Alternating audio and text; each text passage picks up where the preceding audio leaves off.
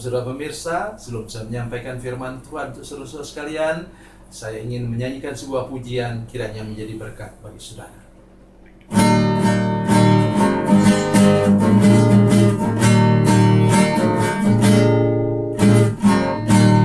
Terdengar sayup-sayup senandung merdu, angin pagi di pantai sejuk dan segar. Teringat kembali saat ku dipanggil Yesus, firman-Nya, mari ikutlah aku. Galilea, Galilea, ku tinggalkan semuanya yang ku kasihi dulu. Ku berpaling segera dan menjadi murid-Nya. Ku ikut Dia, Yesus Tuhan.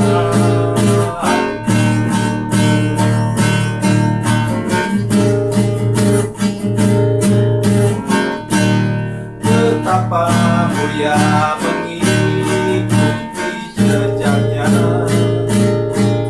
walaupun dalam suka banyak cobaan. Bila hatiku bimbang ataupun kesepian, firman-Nya, aku yang besertamu.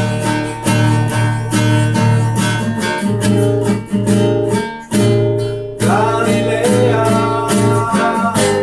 Galilea, ku tinggalkan semuanya yang ku kasihi dulu. Ku berpaling segera dan menjadi murid-Nya.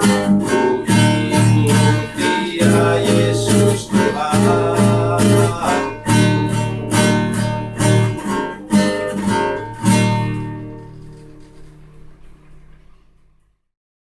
Salam saudara pemirsa, selamat berjumpa kembali dengan kami dalam program Berita Pengharapan.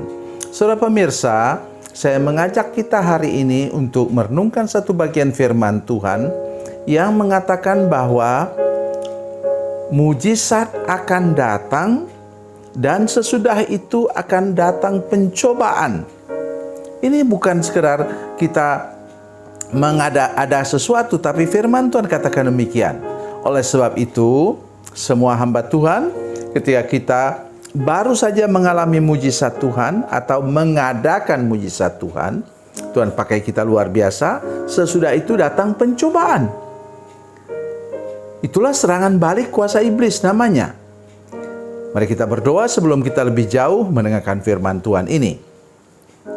Bapa, dalam nama Yesus, terima kasih banyak Tuhan untuk firman Tuhan yang ajaib dan luar biasa yang kami dengar sebentar. Jamah hati dan pikiran seluruh pemirsa supaya kami berhati-hati membawa hidup kami karena ada serangan balik dari kuasa iblis. Tapi kami percaya Tuhan Yesus sudah menang mengatasinya dan menolong kami untuk mengalami juga kemenangan yang sama. Dalam nama Yesus, haleluya, amin.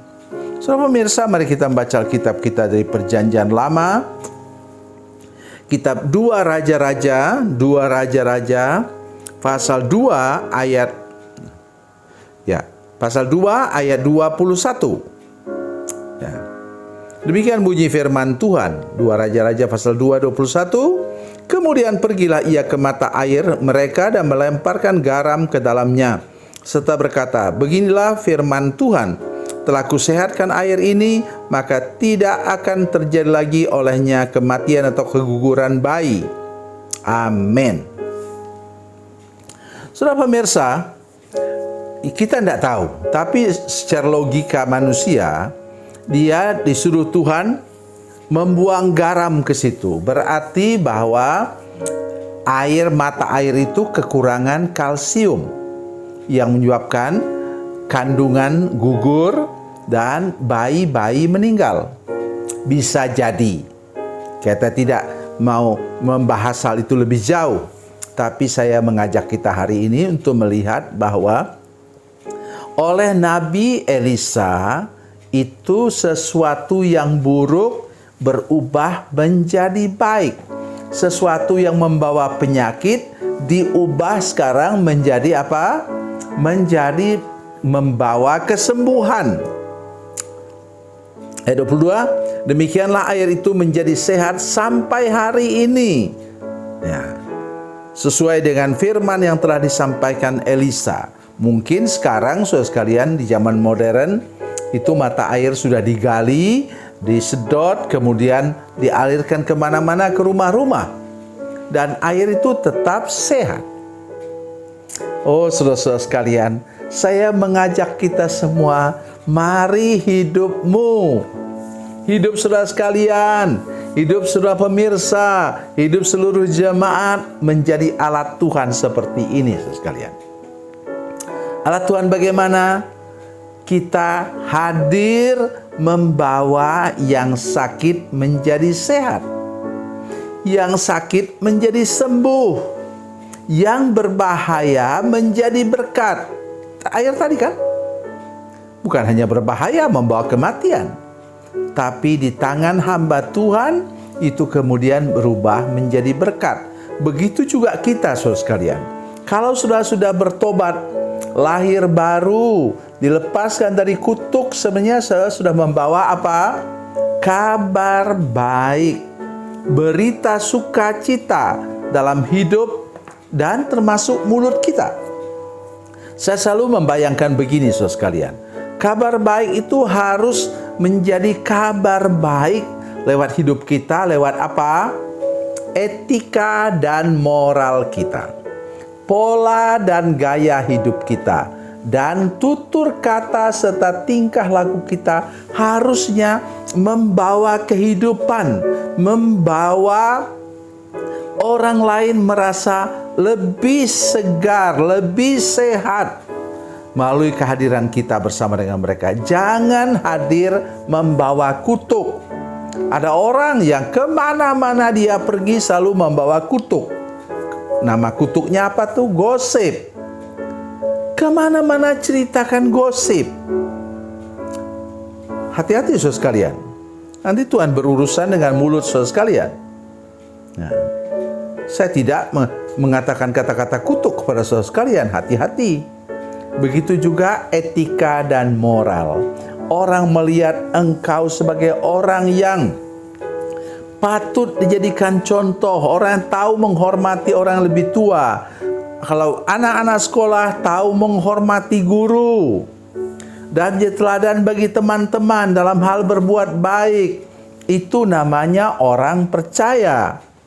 Kemudian pola dan gaya hidup. Kita menunjukkan bahwa cara kita berpakaian. Ada satu grup musik dari Amerika Serikat yang tidak mengizinkan penyanyi perempuannya memakai celana panjang. Semua pakai rok sampai ke mata kaki. Luar biasa, saudara. Juga tidak mengizinkan orang, terutama perempuan, memakai baju dengan kerah terlalu rendah. Jadi saudara sekalian, itu pola dan gaya hidup yang memberkati orang, tidak mendatangkan pencobaan kepada orang. Kemudian yang ketiga tadi, bukan hanya pola dan gaya hidup, tapi juga tutur kata dan tingkah laku kita benar-benar menjadi berkat bagi orang lain.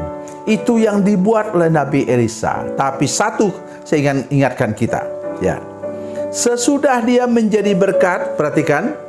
Nah, ayat 23. Elisa pergi dari sana ke Betel, dan sedang ia mendaki, maka keluarlah anak-anak kota itu, lalu mencemooh dia serta berseru kepadanya, "Naiklah botak, naiklah botak." Pencobaan yang besar sekali, sehingga dia kemudian marah dan menjadi kutuk bagi orang di sana, anak-anak terutama. Saudara sekalian, itu namanya serangan balik. Dengar baik. Kalau perlu dicatat, saudara pemirsa dan jemaat. Itu namanya serangan balik dari kuasa iblis.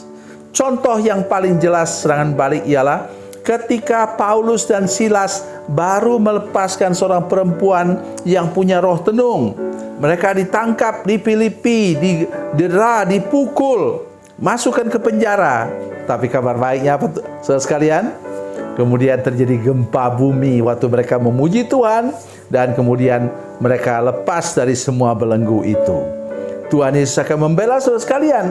Tapi ingat, berhati-hatilah dengan serangan balik kuasa iblis. Walaupun dia tidak mampu menyerang saudara sekalian, tapi saudara akan merasa terganggu seperti Nabi Elisa di sini. Tuhan Yesus memberkati, Tuhan Yesus baik. Mari kita berdoa. Bapa, dalam nama Yesus, terima kasih banyak Tuhan untuk firman Tuhan yang ajaib dan luar biasa yang kami dengar hari ini.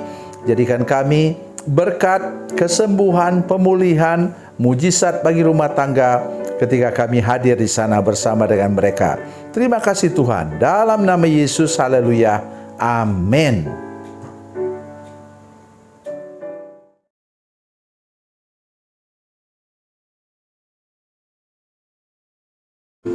Salam saudara pemirsa, mengakhiri program ini saya mohon kepada saudara-saudara pemirsa sekalian untuk bila saudara menyaksikan program ini melalui channel YouTube, maka tekan subscribe dan bunyikan lonceng.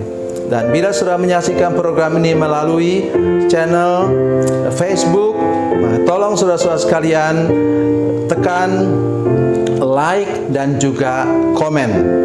Dan demikian pula bila sudah menyaksikan program Makanan Bergizi hari ini yang tertulis, maka tekan yang sama juga, tekan like dan tekan komen.